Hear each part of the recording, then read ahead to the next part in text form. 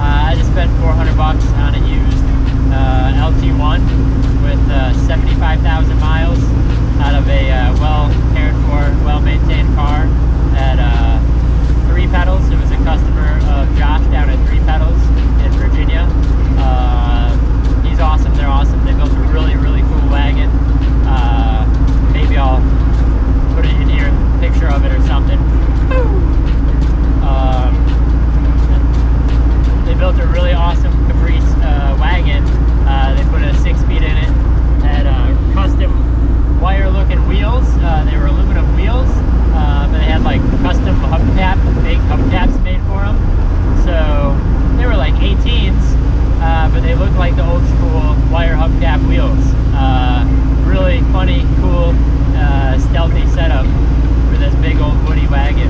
Anyway, bought an engine from those guys, $400. I gotta go down and pick it up. I guess the plan is to try to get it installed before the Impala Nationals, which is end of July. So that was a bunch of money. That's my expenditure for this year, was the wheels, tires, and a new motor. This one in here's got 206,000. Still running great.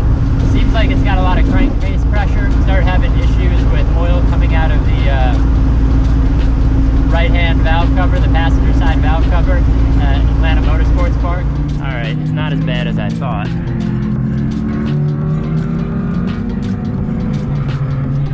It's still pretty full, but I think the oil's actually coming out of here, which isn't good.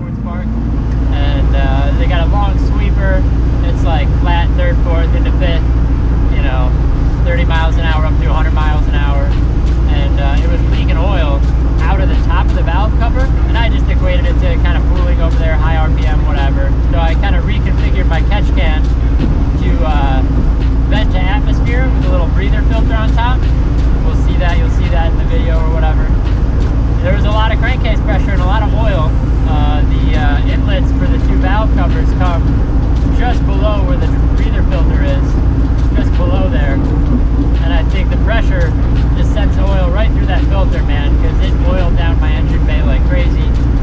All over the top of the motor, all over the firewall. Just a total mess. I can smell it on the track. The catch can has barely anything in it, because it was just all coming right out the breather. Shout out to Josh and Tay at 3 Pedals for being so flexible and letting Glenn and I come grab that motor just 1 week later. The motor really was super clean, and the car that it came out of is on the lift in the background. The motor made it back home safe to PA in the back of Glenn's truck, and we got right to work. Here's Glenn prepping the motor with some 1.6 roller rockers he had kicking around and some brand new Howard Cams valve springs. And I started pulling all the crap off the front of the car to start pulling the old motor out of there. It was definitely nice working in Glenn's garage with the mini half lift. Made the job a lot simpler, a lot easier. I just don't think I would have had space in my own home garage to get that out of there. It's a big car.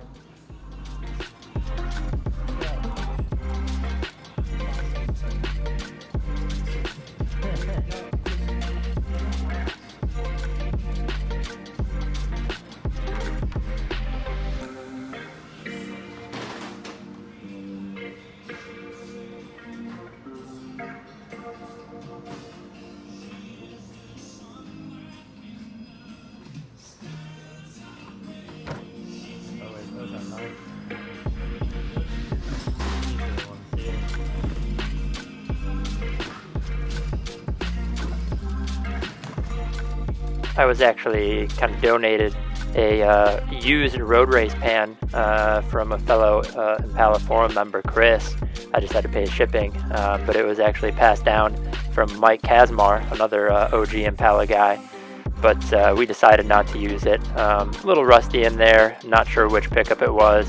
for the oil pump, and rather than fooling around making sure that it fit, etc., etc., just to kind of save some time, we ended up going with the stock pan for now, but we'll probably stick with either this pan or maybe a brand new pan and pickup just for guaranteed fitment on the rebuilt motor that I pulled out of there. Once we do, you know, bearings, rods, heads cam, got some aluminum heads kicking around, but the goal is to make maybe 350, 400 wheel horsepower and gobs of torque, but still have it streetable, reliable, so I can drive it to the track in 6th gear at 75 and turn some nice low RPMs.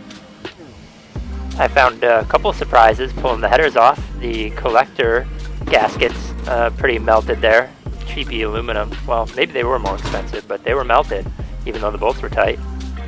And under the headers, oh my goodness, we got some very melted spark plug wire action right here. No idea how that wasn't misfiring previously. That was pretty close to meltdown. Very close to mega misfire. No bueno. Glad I found it when I did. 3 days later.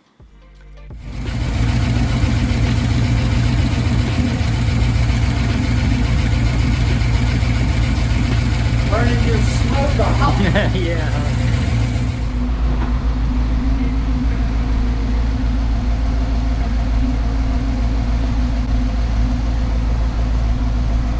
Days later. 3 days. 3 days to swap this stupid motor, which is a stock motor with 75,000 miles on it, for this old leaky, blow-by, oily, nasty mess. Starting to seal metal flakes in the oil. So yeah, I'm happy. Been wearing the same clothes for 3 days. He told me we'd be doing it in 1 day.